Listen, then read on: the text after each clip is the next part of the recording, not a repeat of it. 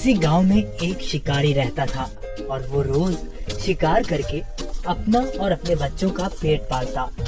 एक मर्तबा ऐसा हुआ कि शिकारी जब शिकार करने जंगल की तरफ गया तो उसे आसमान में एक बहुत ही खूबसूरत और नायाब चिड़िया उड़ती नजर आई। चिड़िया को देखते ही शिकारी के मुंह में पानी आ गया और वो सोचने लगा कि अगर किसी तरह ये नायाब चिड़िया मेरे हाथ लग जाए तो इसे बाजार में महंगे दामों बेचकर खूब पैसे कमाऊंगा। ये सोचते ही शिकारी ने बड़ी चालाकी और होशियारी से शिकार के लिए जब अपना जाल बिछाया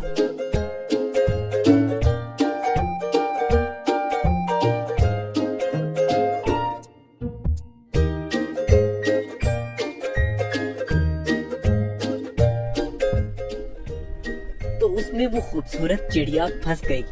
चिड़िया को जाल में देखकर शिकारी अपनी इस कामयाबी पर बहुत खुश हुआ और दिल ही दिल में इस चिड़िया को फरोख्त करने के मंसूबे बनाने लगा।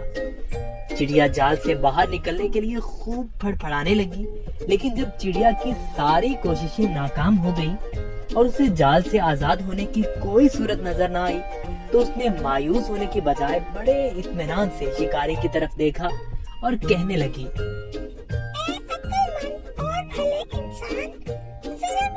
तो सुनो, मुझ जैसी छोटी और नन्ही सी चिड़िया को पकड़कर आपको कोई फायदा नहीं होने वाला, क्योंकि अगर तुम मुझे ज़िबा भी करते हो तो मेरे थोड़े से गोश्त और गिनती की चंद नरम और नाजुक हड्डियों से तुम्हारा क्या बनेगा?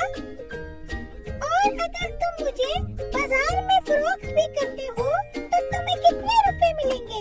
लेकिन तुम मेरी बात मानो और तुम मुझे इस कैद से आजाद कर दो तो मैं तुम्हें इसके बदले 3 ऐसी कीमती और अनमोल नसीहतें करूंगी जो हमेशा तुम्हारे काम आएंगी।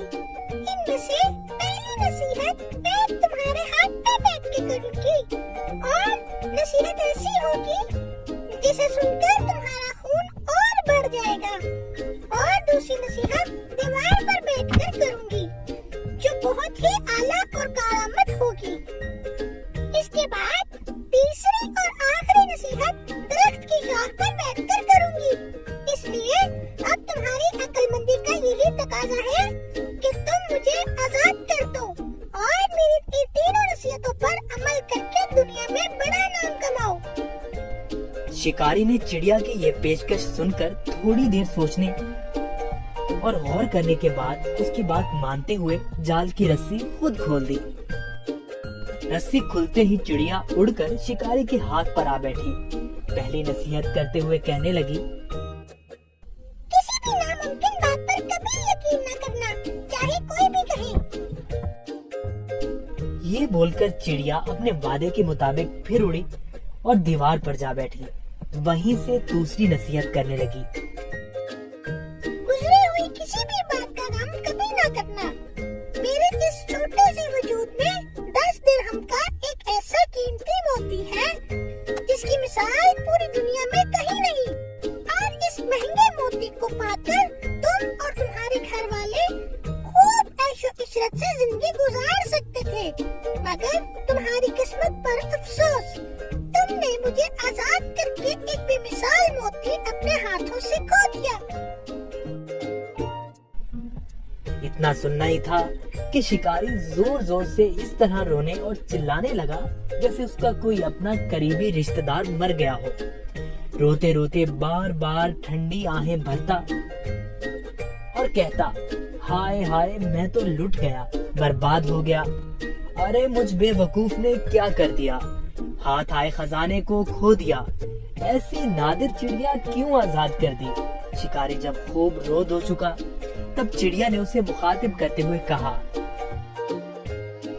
अरे बेवकूफ और अहमद शिकारी, मैंने पहले ही तुम्हें नसीहतें कर दी थी कि गुजरी हुई बात का गम न करना। जब ये बात हो ही गई थी तो अफसोस से हाथ मलना किस काम का। और हाँ, ए नादान शिकारी, तुमने मेरी पहली नसीहत भी तो गौर से नहीं सुनी। मैंने कहा था ना कि किसी भी नामुमकिन बात का हरगिज़ यकीन नहीं करना चाहिए, खा वो कैसे ही क्यों ना हो। अब जरा कल से काम लो और देखो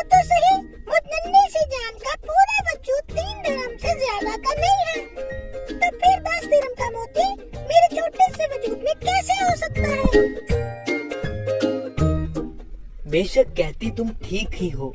ए नन्ही मुन्नी चिड़िया, वो तीसरी नसीहत तो बताती जाओ। अरे भाई, तुमने मेरी पहली नसीहतों पर कौन सा अमल कर लिया जो मुझसे तीसरी नसीहत में सुनना चाहते हो? वो कीमती नसीहत तुम जैसे नादान इंसान के लिए नहीं है। ये कहते ही फिर से चिड़िया उड़ी और शिकारी उसको देखता ही रह गया। देखा बच्चों आपने, वो नन्ही सी चिड़िया कैसे अपनी अक्लमंदी से इस शिकारी से अपनी जान बचाने में कामयाब हो गई।